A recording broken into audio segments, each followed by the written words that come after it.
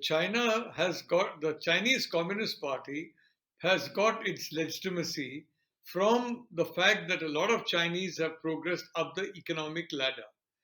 The reality is Taiwan and linkages with Taiwan. I mean, Hong Kong was also there.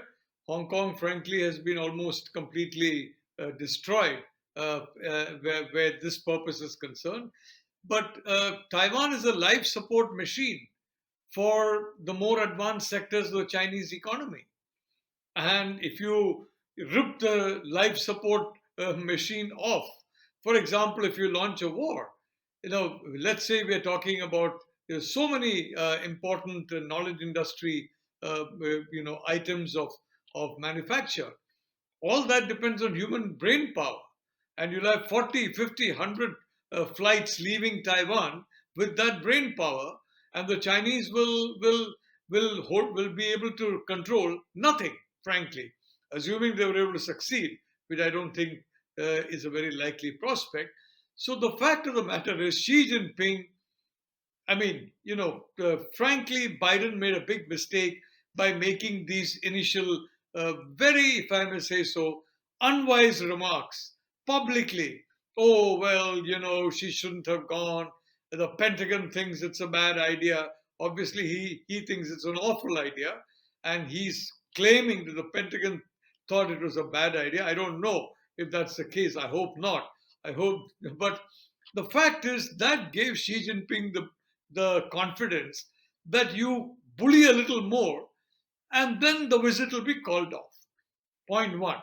Point two, poor old Xi Jinping now is so caught up in this fascination of the China dream and everywhere, trying to make the whole world look like China, that he actually believes the whole world is China.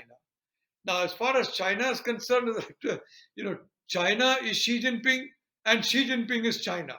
We heard that about a previous Prime Minister of India, if you remember. So, I mean, but that could be true in China, where Xi Jinping is definitely very powerful in the governance structure, and the governance structure runs up almost anything there is worthwhile to run in China. But Biden is not America, and America is certainly not Biden.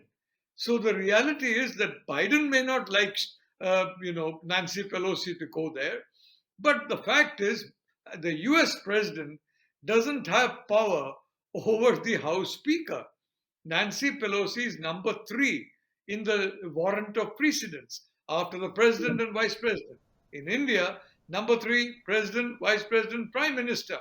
I mean, Pelosi is, of course, not looking after the executive. In India, the prime minister actually is way more powerful than the president or vice president. But Right. here, you got number three. And from that point of view, the legislature is independent of the executive and the judiciary is independent of both.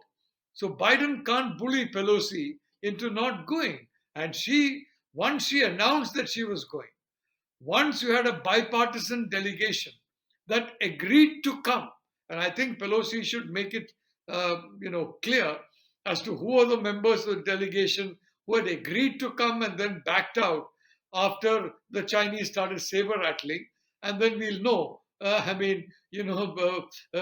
bunch of cowards in the House of Representatives, whoever they are. But the representatives Yes. who agreed to go with her, as well as Pelosi herself, they have shown they're not cowards. And there's no question that she could not have backed down. Because if she had backed down, they would have been humiliated before the American electorate, Yeah. and all of them would have lost their political careers. And more importantly, the confidence in America as a security partner would have Right. gone down to very sharp levels.